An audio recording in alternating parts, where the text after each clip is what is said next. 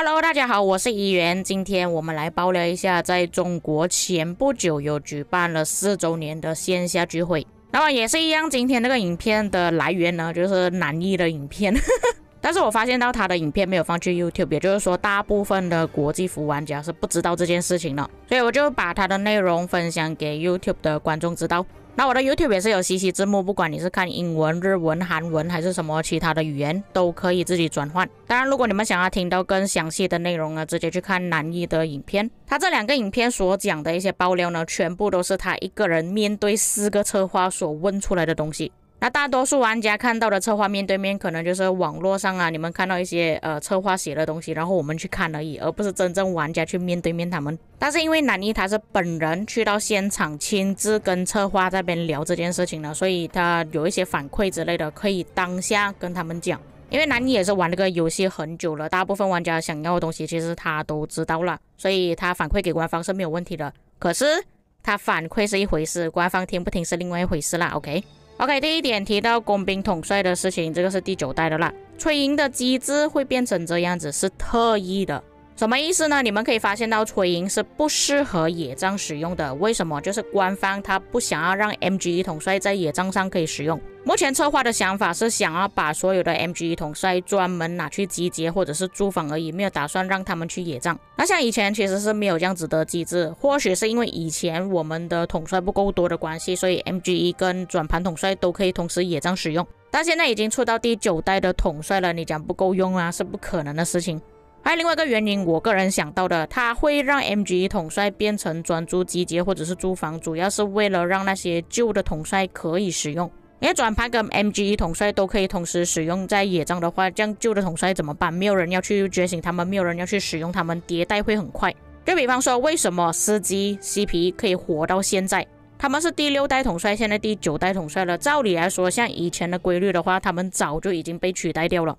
所以我认为这一点其实是可以接受的，就是让 MG1 统帅专注在集结或者是驻防就好。但你没有必要用到 MG1 统帅的时候，你就不需要太快的去淘汰自己的队伍某一些统帅，镜头也不会消耗的太快。以我目前来说，我觉得镜头消耗的速度确实变慢了。但是有说到亚述把你把拿出去野仗是让他们出乎意料的事情，因为我在之前就有跟大家讲过，亚述把你把其实用于野仗是不太适合的。假设你没有觉醒的情况下，他在野仗的表现是十分糟糕的，但是觉醒了之后是另外一个东西。所以我觉得他们一开始的想法是正确的，就是把它设计在集结而已，但是没有想到玩家是利用了他的觉醒机制，他的觉醒机制比较强，不管是主将副将都可以触发，造就成玩家用亚述把你拔来野仗。 OK， 那么我们先来看一下历代统帅。那官方这个想法是从什么时候开始的？就是 MG1 统帅不能用于野仗，只是专注在集结或者是驻防而已。那从我这个列表上来看，其实很早就已经开始了，就比方说像阿提拉、李舜臣第3代统帅就已经有这个现象了。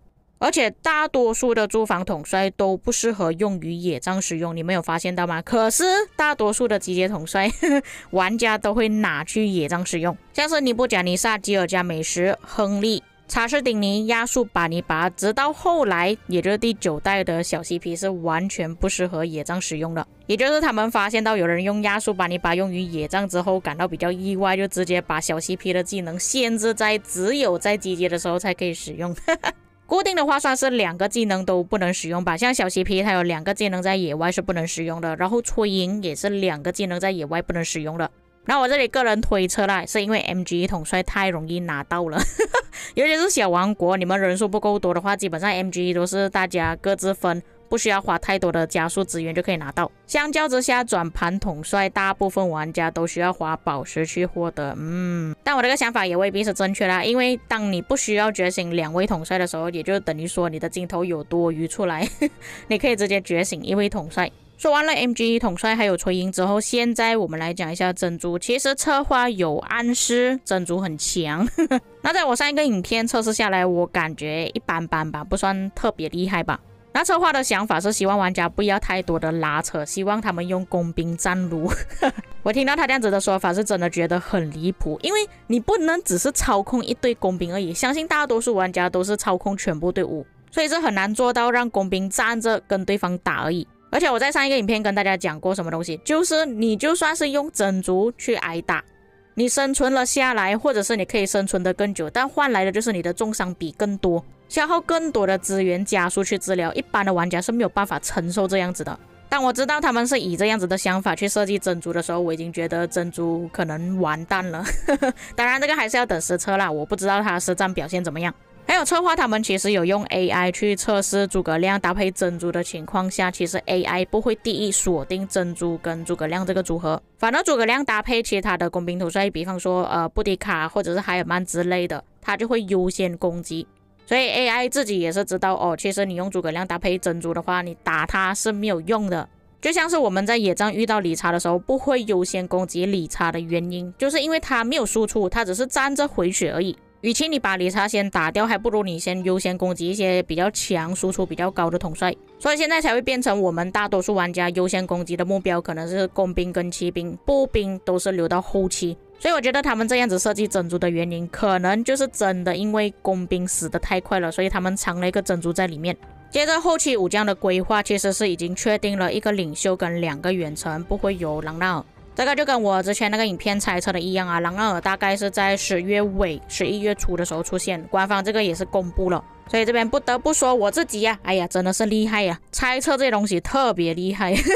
不过有说到啊，其实远程当初的设计是设计给平民的，各位也不难理解，因为平民玩家没有更好的装备军器，所以他们一般不会冲在最前线，就算去野战的话，可能出来的战损没有那些大科长好看。相比之下，远程它的收益会比较高，所以他们当初的想法是这样子，没有想到优先去用远程呢居然是大科长。平民玩家不敢去尝试了，毕竟你去觉醒了这个统帅好不好你也不知道，如果不好的话怎么办呢？你不是浪费金头了吗？所以我还是希望他们可以快一点出一个紫色的远程统帅啊，让玩家去尝试。再来第9代为什么比较弱，第8代比较强？那我们可以看回之前的记录啊，第8代就包括霍去病、刘彻、海尔曼都是属于比较强的统帅，然而第9代的统帅贝利、华莱士、珍珠全部都是单体统帅。策划有说到他们设计8代的想法是输出，然后9代统帅是负责争议还有辅助，这个似乎是已经安排在原本的计划当中了。那之后会不会以这样子的形式继续设计下去呢？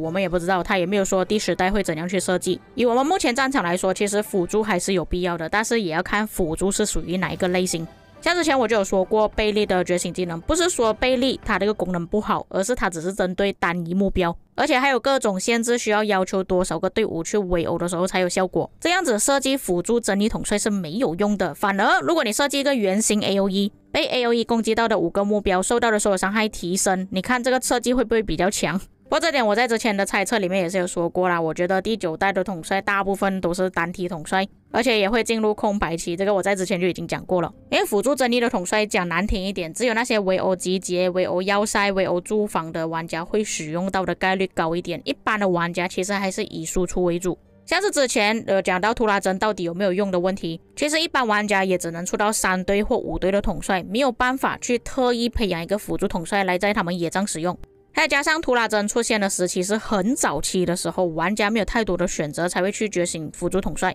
看我们现在的队伍搭配里面有多少辅助统帅就知道了。我反而觉得如果他们想要设计辅助统帅的话，海尔曼其实是一个不错的设计。虽然海尔曼是负责 debuff 的，但是他也有 AOE 也有输出，我认为辅助统帅往这样子的方式去设计才有用。那这里我先做个第10代的猜测啦，因为我们在第9代全部都是单体统帅，第10代应该要回归有 AOE 的统帅了，尤其是骑兵统帅已经很久没有出现 AOE 的统帅了，所以我觉得骑兵是必须要安排的。步兵的话我就不确定了，毕竟我们在之前已经看到 SP 朗纳尔其实他就是步兵统帅，但是他是周年的统帅来的，就是说1年真的可能会出现1次或者是2次类似这样子的 SP 统帅。所以严格来讲，其实步兵不太缺野战统帅啊，都已经足够使用了。至于工兵的话，我个人还不知道啦，因为我们现在才刚出珍珠，我也不知道它的表现到底怎么样。而且我们要看每一代的能力，优先都是要看骑兵表现到怎么样先，才可以再猜测后续统帅要怎样去设计。那么今天我先讲到这里啊，因为它后面还有讲其他东西，这个影片应该会蛮长的我不想要大家看到太长的影片。如果你们急着想要看其他的内容的话，可以先去看南一的影片，当然我自己做的影片会放入我自己个人的想法，跟他的想法可能有一点不太一样。至于各位在看了今天的影片之后有什么想法，可以在评论区给我知道。我们下个影片再见。